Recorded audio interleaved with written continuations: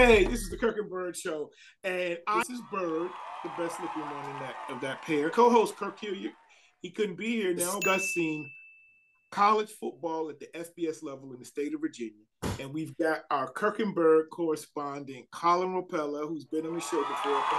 Yep, Colin is currently a student at Liberty University, but he's from Prince William County. He has a lot of experience in covering all types of sport, especially in Prince William County, where we've done games together for Prince William Sports and Entertainment. And Colin is majoring in sports journalism. Colin, thank you again for joining the show. Thanks for having me. And we want to talk about Liberty University football. This program has really been a jewel, even though they've made it to bowl games. They had Coach Hugh Freeze. He moved on, and the program continues to stay strong. Why don't you tell us about their new coach and tell us about it this season thus far? Yeah, so Hugh Freeze left last year, went to Auburn, but he had a successful season. We beat Arkansas, or Liberty, excuse me. Liberty beat Arkansas in Arkansas. They beat BYU, and this year they've hired Coach Jamie Chadwell, who's been really successful at Coastal Carolina. He's brought some guys over there. He's brought his whole coaching staff over, and they're gonna be favored in every single game this year. First year in the CUSA. They got a great running game near the tops of the country in running the football. Wake Forest transfer Quinn Cooley running the football, and then Tennessee for quarterback Caden Salter, who can run it and he can throw it, and some talented receivers as well. And then defensively, they take the ball away at a higher rate than pretty much anybody else in the whole country. They give up some yards, but they do take the ball away at a really effective rate. So this has been a really good, successful program for a few years now, and they've continued it under Coach Chadwell. So they are eligible to play in a bowl game. They've played in 4 straight bowl games, winning 3. Losing last year, they won 3 before that. Okay, all right. Now, did they play Coastal Carolina in a bowl? I believe that was 2 years ago on Christmas. Yes. Okay, cool. All right, and so they beat Coastal Carolina, and then they beat them again by taking their coach. Yeah. Okay.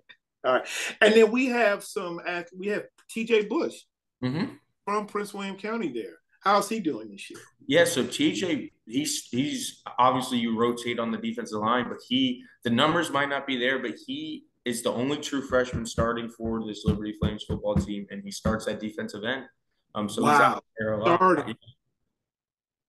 Yeah, love TJ Bush. Yeah, he played with my son at Bishop Ireton for his season, but then he transferred to his base home school at Freedom, and he was, I believe, one of the keys, definitely the keys on the defense, and he was the defensive player of the year in VHSL Class 6, but he was an impact player, one of the best defensive players in the state of Virginia last year, and he's carrying that on there at Liberty. He originally committed to Coastal Carolina, and then Coastal Carolina, right? Yeah, he followed Coach Chadwell to Liberty. Yeah, that's right. He actually went on a recruiting trip to Coastal with my son Justin during their junior year. Can you tell us a little bit, because people may not realize this, Liberty has some of the best facilities in the state of Virginia, but also just on a national level with their track facility, football, basketball arena. Tell us a little bit about that. Yeah, this is just overall a successful athletic program and growing program for Liberty University. Just kind of showing that field hockey, the #1 team in the country in University of North Carolina in field hockey. So they're really successful, but it's not just the teams. They have Power 5 caliber facilities. They put a lot of money into that, and they're just continuously building. And just financially, they pay their coaches a lot of money, and they've been very successful. And again, they have some top-notch facilities. Oh yeah. Oh, that's good stuff. And I think they've played a pretty good schedule, but do you know if they still haven't been ranked yet? Mm-hmm. Okay. I see where they did get a vote coaches poll, but I really hope that they can start to be acknowledged. But they've been ranked over the past 4 years. Yes. They did get ranked under Coach Freeze, but I hope that they are able to be acknowledged on a national level. And we know about it here in the state of Virginia, but them and James Madison University, Mhm. who also has votes. I would love to see them get more recognition. So let's transition a little bit from Liberty and just talk about overall the state of Virginia. We'll just talk FBS today, but we've got 5 FBS schools. We've got Virginia Tech and UVA, who were it for a number of years. But now we also have Liberty, Old Dominion, and James Madison. ODU's program is still, to me, relatively new because for about 50 years they didn't have one. But they started a program up. They were first FCS, and they jumped up to FBS. James Madison just went up to FBS, along with Liberty, who made that jump a number of years ago. But tell us a little bit. Who do you think are the top 5 programs in the state of Virginia? And I think are the top 5 programs. Yeah, so starting at 5, I got Old Dominion. Next, I got UVA, who's just had a tough year, as we know, on and off the field. Next, I have Virginia Tech. I think they may be building something there with Coach Pry, but I'm not. They still struggled this year, but I think they're a little bit better than UVA, excuse me. And then I think it's a decent gap, and then it's Liberty, and then JMU.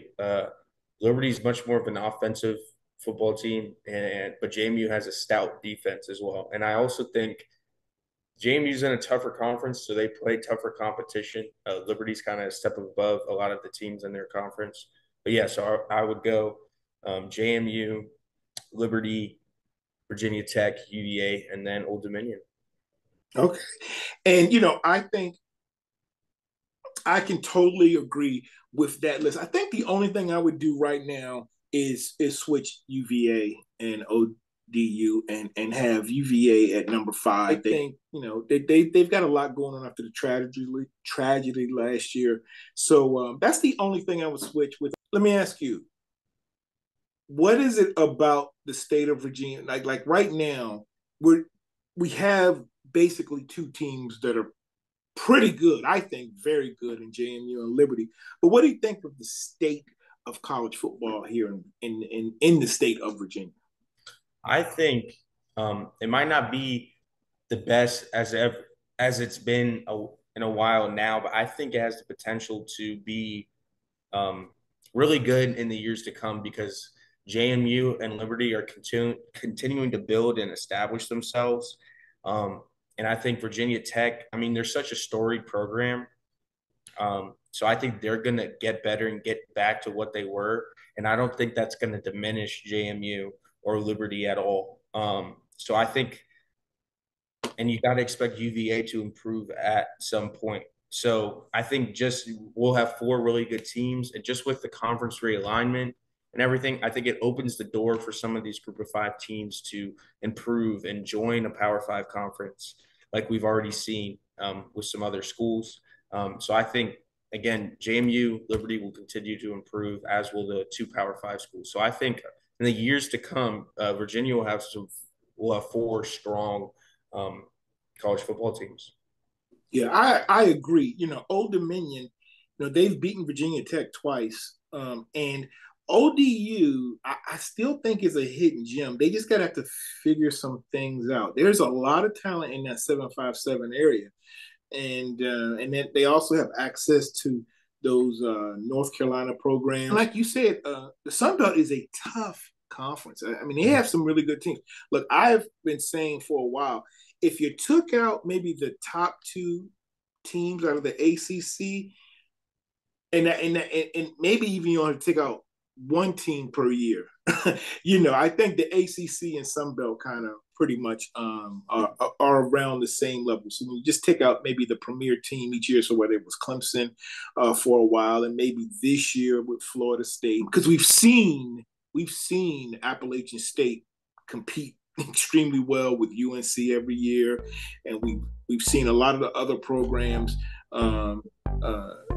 Troy and Louisiana, just do well. So I like you. I am optimistic about college football at the FBS level in the state of Virginia. Yep. Anything else? Have any thoughts about college football? No, just adding on to what you said, Liberty and JMU this year could beat. In my opinion, they'd both beat. I mean, JMU already beat UVA, but they beat UVA. They would beat Virginia Tech, and there's numerous other Power 5 schools that they would beat this year. And again, I think these programs are just going to continue to grow, especially Liberty. Obviously, I know more about them, but they have a 4-star quarterback right now. He went to all the camps, was a highly recruited quarterback, and then they have IMG Academy's 4-star quarterback as well coming in next year. So I think these are two schools that you could potentially see in a Power 5 conference 5 years down the line. Yeah, especially the way things are changing so quickly. Mm-hmm. You know, that ACC is. Woo, I mean, they just picked up Stanford and Cal. I still don't see how that's going to work out. But yeah, look, the Pac-12 has 2 schools left. Just 2 schools. I know, 2 schools. 2 schools. Actually, one of the better conferences right now. Yeah. They have some really good teams. All right. Yeah. Well, thanks again, Colin. I appreciate you giving us that update on Liberty University and talking Virginia College FBS level football. We'll talk also. We'll come back and we'll talk some FCS. We'll talk some Division II and even Division III. So for my co-host Kirk Hilliard, who could be here, and for Colin, this has been the Kirk and Byrd Show. We are out.